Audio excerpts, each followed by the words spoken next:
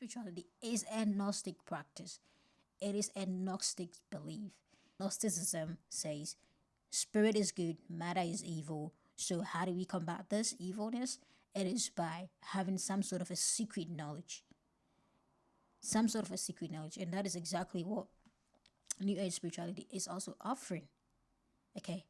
Attaining Christ consciousness, attaining enlightenment.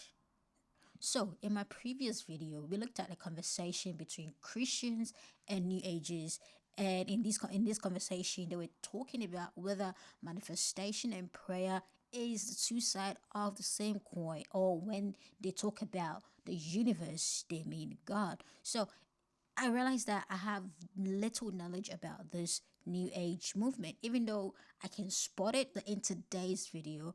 I'm just going to show one or two videos that talk about what new age movement is all about and some of the differences between the new age movement and Christianity.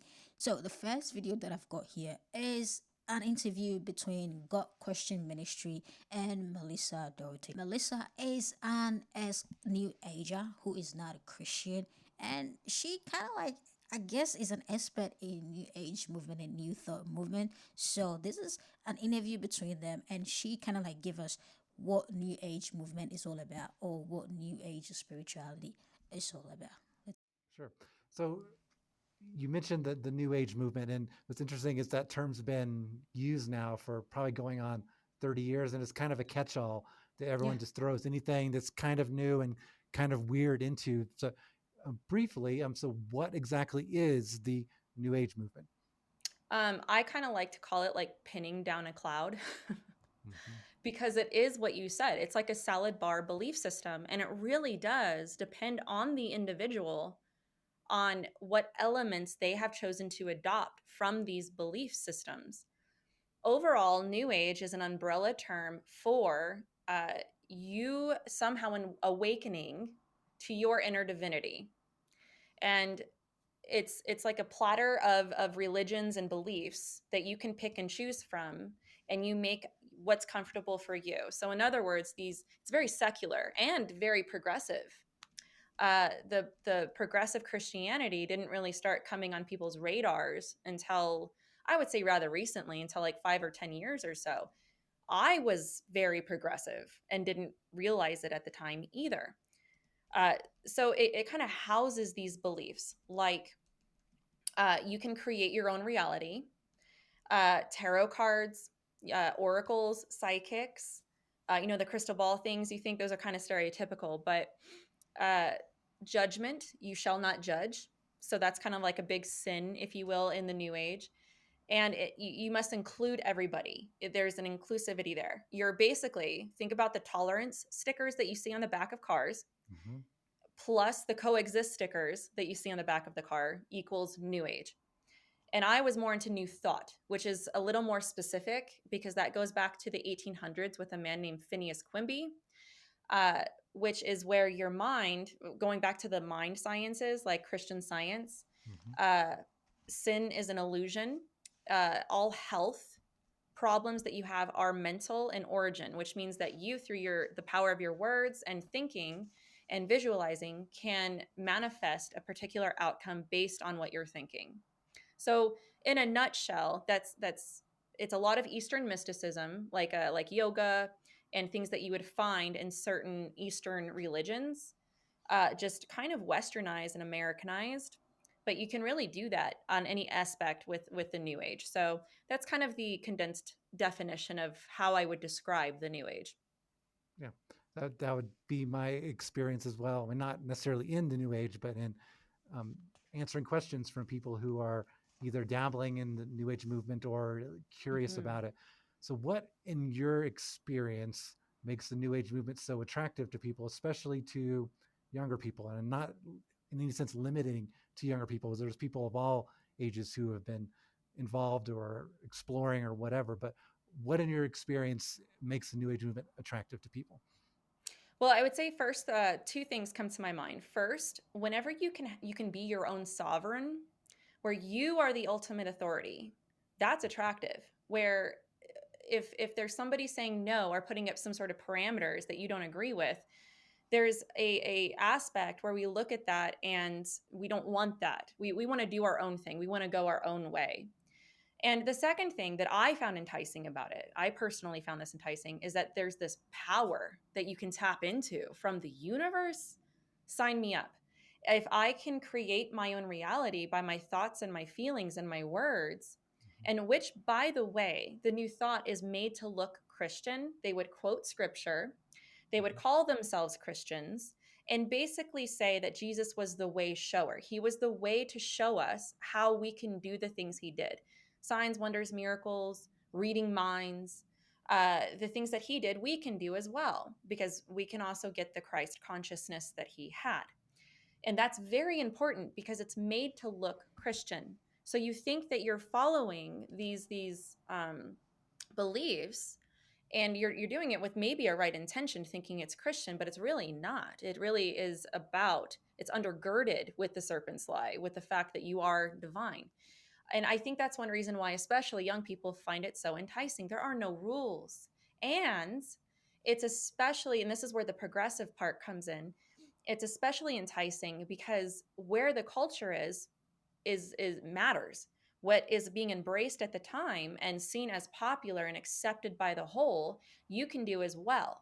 So you're not going to be somebody that's looked at as these other Christians, that actually take the archaic Bible seriously. We don't want to be like them. No, no, no. We want to include everybody. We want to be tolerant and loving. So you find these redefinitions of terms all throughout this as well. So people find that enticing because it seems accepting and seems loving, but really at its core, it's not. It's a caricature of what it really is. Mhm. So So there's another video also that I want us to have a look, and that also talk about New Age spirituality. Um, The New Age movement is a symptom of much deeper, profounder confusions. People who are grateful are usually healthier, happier, and more popular than those who are ungrateful. To evoke a sense of awe and wonder, just do anything to get yourself out of yourself. You're not out there, you're in here. I have constructed you in my brain. You do all the dirty things, people losing jobs, killing, and then you tell them, but what is this? But isn't life just a fleeting appearance? Religion comes, Marx says, from the sigh of the oppressed. I think today we live in a post-Cartesian, post-Christian world.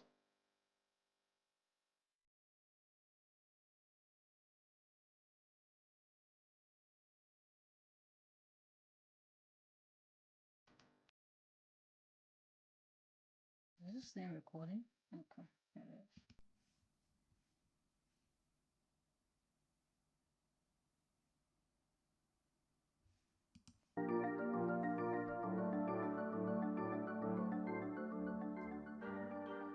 Are the New Age spiritual beliefs leading us into a post-Enlightenment dark age? I think I'm going to do what an academic would do. I'm going to challenge the question, and that I think the New Age spirituality is a confused phenomena.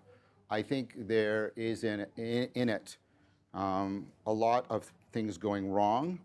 I think what's going wrong is people are trying to deal with anomalous spiritual, mystical experiences, and we know that on average about 40% of the population has these, or they're hungry for meaning in a way I've tried to articulate, or they're looking for transformation, or they're looking for belonging.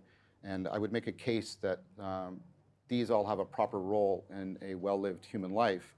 But I think they're trying to do it in a moribund two worlds mythology that we sort of inherited from the axial age, that is not consonant with the kind of picture that the scientific worldview is giving us. That often leads them into pseudoscience, as they try, often in a very sloppy way, to integrate those two together. I think they also move towards a kind of decadent romanticism in which they try to find alternative faculties that they believe give them special access to reality, as sort of my intuition or my imagination is a magical faculty. And I think these are all very confused projects, and they're part of the way in which rationality and spirituality have been sort of fundamentally severed post the Enlightenment. Now, I think that's the negative. I think the positive in the New Age spiritualities is that they do represent that people are seeking places in which they can practice in a way that'll bring them transformations so that they have a proper home for something like the cultivation of wisdom and virtue. But as I said, this is often confused with a sort of an arcane or esoteric knowledge project. It's often confused with sort of weird subcultural political commitments. So I think there's a lot of confusion in this confused phenomena. So I would say that my overall position is the New Age movement is a symptom of much deeper, profounder confusions that if we don't address, things are going to get much worse in general for us as a culture. Basically, what he meant is people are seeking for meaning in life. People are looking for something that will fulfill them. Okay, and it seems like traditional religion, like Christianity or Islam, is not working for people. So it is very attractive, and people are being drawn to this, especially the youth, and also especially Black people, because they see Christianity as a white man's religion. Christianity, you hear people say Christianity doesn't work for me, or it did not work for me, or it doesn't work for me anymore. These sort of languages people use. So it is very attractive to young people and to Black people, or I guess to all people of all ages, because people are seeking for meaning. It is a worldview that has a range of secular and religious sources. They borrow from it. It's like they pick and choose what they want, especially the good things in all these other religions and practices. So they are conscious focus, human potential movement, like we can do it, we can do it.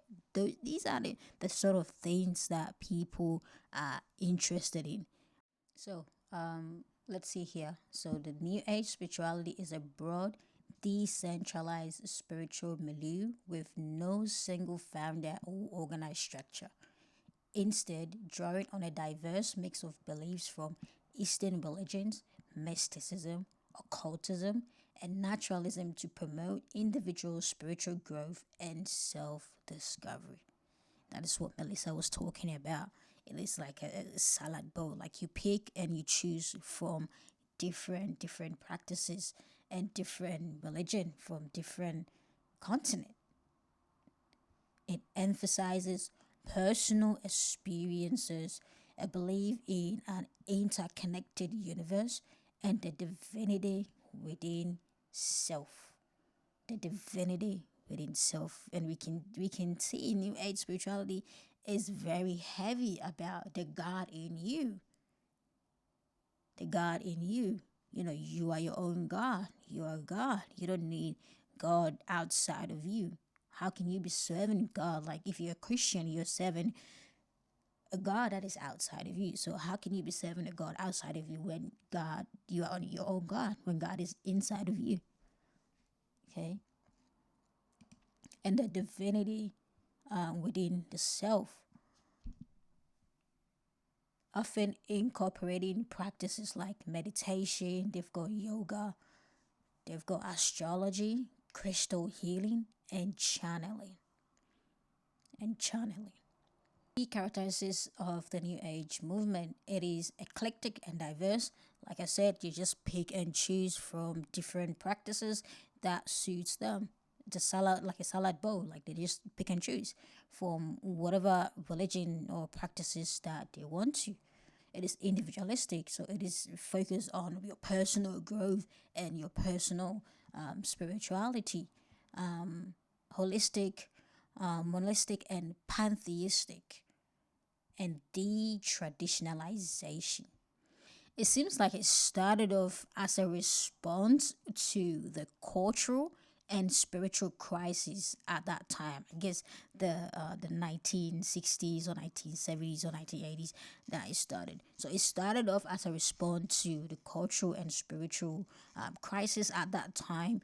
that they were opposed to materialism and humanism.